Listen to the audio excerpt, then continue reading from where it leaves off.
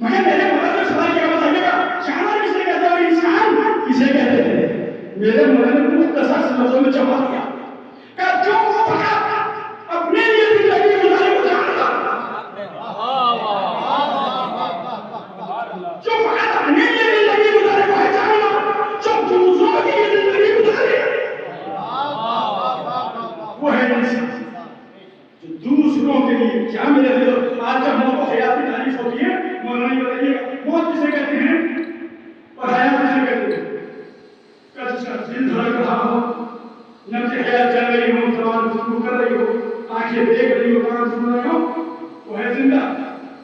دھڑکتا ہوا دل رک جائے، نبض حیات رک جائے، خون گردش کرتا ہوا رک جائے، وہ ہے مردہ۔ یہ تعریف صحیح ہے اسے ہم نے غلط تعریف نہیں ہے۔ چلتا ہوا دھڑکتا ہوا دل رک جائے، زبان رک جائے، آنکھیں دیکھنا بند کر دے، کان یہ تعریف صحیح ہے۔